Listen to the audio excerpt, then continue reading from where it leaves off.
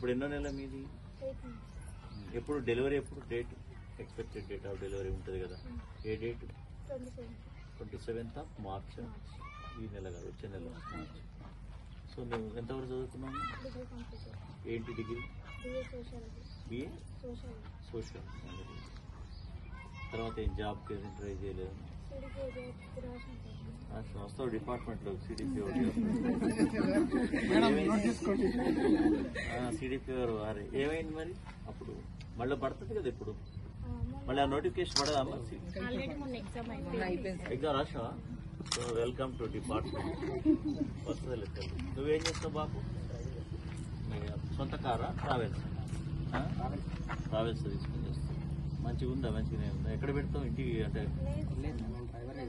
Driver చేస్తావు. ఎవరి car మీద చేస్తావు? జనగాం. నెలకింత అని ఇస్తారా? పిలిచినప్పుడు ఇంత ఇస్తారా? పిలిచినప్పుడు లాంగ్ డ్రైవ్స్ కానీ వెళ్తుంది. ఇంకా నీతోనే వెళ్తుందా? ఇప్పుడు మొత్తం కుటుంబం వెళ్ళేది నువ్వు చేసే సంపాదనే కదా. అది ఎవరు చేస్తారు? నర్సమ్మ స్వీపర్ చేస్తారు గ్రామ పంచాయతీ. వీళ్ళిద్దరితో నడుస్తుంది. కొంచెం జాబ్ కొట్టాలనే ఉన్నావు కదా మొత్తాన్ని. ఈ డెలివరీ అయిన తర్వాత అయినా సరే మంచి ప్రిపేర్ అయ్యి, అంటే ఫర్దర్ కూడా ఇది వస్తుందని అనుకున్నాం, రాకున్నా కానీ మళ్ళీ చేసుకోవడం బెస్ట్. ఈ ఏ హాస్పిటల్లో ఫస్ట్ డెలివరీ ఎక్కడ? ఇద్దరు అక్కడే. మంచి నిర్ణయం తీసుకున్నారు. చాలా మంది ఫస్ట్ డెలివరీ తల్లిగారి ఇంటి దగ్గర కాబట్టి ప్రైవేట్ హాస్పిటల్లో చూపించాలని ఒత్తిడి చేయలేదు బాబు? మీ ఆయన love marriage. Very good. So నువ్వు చెప్పినట్టే బాగుంటాడు అంతేగా? ఇద్దరు understanding, mutual understanding. Very good. అంటే జనరల్ గా ఈ ఎందుకు పోతున్నారు అసలు నీ ఆలోచన ప్రకారం? ప్రైవేట్ హాస్పిటల్కి ఎందుకు పోతున్నారమ్మా? మన గవర్నమెంట్ హాస్పిటల్ ఇన్ని సౌకర్యాలు అన్ని ఉన్నాయి కదా, గవర్నమెంట్ లో మంచిగా చూస్తున్నారు కూడా కదా. ఎక్కడ? గవర్నమెంట్ లోనే బాగుంది. మరి నీ ద్వారా అందరూ తెలవాలి అది. ఎందుకంటే మన గవర్నమెంట్ హాస్పిటల్, డిస్ట్రిక్ట్ హాస్పిటల్ కావచ్చు, లేకపోతే ఏరియా హాస్పిటల్ కావచ్చు, సిఎస్సిలో కావచ్చు, మంచి ఫెసిలిటీస్ ఉన్నప్పటికీ ప్రైవేట్ ఆసుపత్రికి పోవటం వల్ల వాళ్ళకి రెండు రకాలుగా ఆర్థికంగా నష్టమే, మరి అన్ని రకాలుగా ఇబ్బంది. ఇక్కడ ఉండేటటువంటి పరిస్థితి ఏంది? మనకి ఎమర్జెన్సీ ఉంటే బండి వస్తుంది, తర్వాత ఇంటికి దిగబెట్టడం కూడా 102 బండి మీదనే దింపారు. పెద్దదానంటే దింపిరా? ఇద్దరు కూడా మంచిగా బండి ఇచ్చి పంపిరు కదా. ₹1 ఖర్చు అయిందా? లేదు కదా. ఏమైనా అయిందా? మంచిగా చూసుకున్నారు. వ్యాక్సిన్లు అన్ని కరెక్ట్గా పడుతున్నాయి. తర్వాత మంచి మీకు కూడా ఆరోగ్యం బాగానే ఉంది. 2 ఆపరేషన్లేనా? అసలు ఎందుకు ఆపరేషన్? చదువుకున్న వాళ్ళు కదా మీరు. అంటే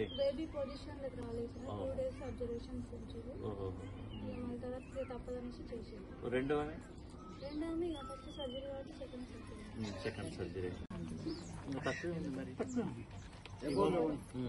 అబోవ్ 11-13 వరకు ఉండొచ్చు. నీకు తెలుసు, ఆల్రెడీ చదువుకున్నదాన్ని కాబట్టి చెప్పాల్సిన అవసరం లేదు. సో ఎంత మీకు హిమోగ్లోబిన్ ఉంటే అంత మంచిది. పుట్టబోయే బిడ్డకు మంచిది, మీకు మంచిది, డెలివరీ టైంలో మంచిది, తర్వాత కూడా మంచిది. పిల్లల్లో కూడా ఐక్యూ పవర్ పెరగడానికి కానీ, అవి చాలా మందికి ఐరన్ డెఫిషియన్సీ ఉంటుంది పిల్లల్లో కూడా, చదువుకునే పిల్లల్లో కావచ్చు. మీకైతే ఇక గర్భిణీ స్త్రీలకైతే ఇది ఇంపార్టెంట్. ఇది చాలా వరకు రిస్కీ ప్రెగ్నెన్సీ ఎందుకైతే ఆపరేషన్లకి నార్మల్ డెలివరీ కావాల్సినవి కూడా దీనికంటే అధిక శాతం దీనివల్ల హిమోగ్లోబిన్ పర్సెంటేజ్ తక్కువ ఉంటామని వస్తుంది. అది తినే పదార్థాల్లో కొద్దిగా మార్పిడి చేస్తే అయిపోతుంది. ఆకుకూరలు తినటం తెలుసుగా, నువ్వే చెప్పాం ఏం తినాలి చదువుకున్నావు బీఎస్. ఆకుకూరల్లో కూడా గోంగూర, మీ గోంగూర అంటారా? ఇక్కడ ఏమంటారు? గోంగూర అంటారు. పొట్టికూర, మెంతి కూర, పొట్టికూర వేరుగా. ఫుల్ మీల్ తింటున్నావా? అంగన్వాడీ టీచర్ వచ్చిందా? ఎంతమంది వస్తారు గర్భిణీ? 4 మీ దగ్గరకు వచ్చి తింటున్నారా? మొత్తం రోజు ఆ మెనూ ప్రకారం పెడుతున్నారా? మంచిగా పెడతారా అమ్మ? ఆకుకూరలతోటి, తర్వాత గుడ్డు ఏదైతే ఉందో మెనూ ప్రకారంగా. అంటే వాళ్ళు పెట్టేది కరెక్ట్ గా బ్యాలెన్స్ న్యూట్రిషియస్ ఫుడ్ ఉంటుంది.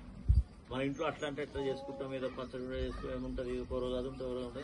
బ్యాలెన్స్ డైట్ పెడతారు. ప్రభుత్వ ఉద్దేశం కూడా ఒక్కసారన్నా సరే మధ్యాహ్నం full meal, hot cooked meal, full meal తినాలనేది ఉంది. పాలు ఇస్తున్నారా? మిల్క్ బాగానే ఉంటుందా? 200 వెళ్ళి తింటున్నావా, తెచ్చుకుంటున్నా బాక్స్ లో? పర్లేదు తల్లి, తింటున్నావు కదా. అంటే ఇంటి దగ్గర కంటే కూడా అక్కడైతే మీరు మనస్ఫూర్తిగా తినగలుగుతారు. ఇక్కడ పిల్లల ముందు, వాళ్ళ ముందు కొద్దిగా ఎంత లేదన్నా తల్లికి పిల్లల ముందు తినాలంటే ఉంటుంది కాబట్టి అక్కడే తినొస్తే బెస్ట్. తింటారు, బాగానే ఉంటుంది, క్వాలిటీ బాగా, మిల్క్ మంచిగా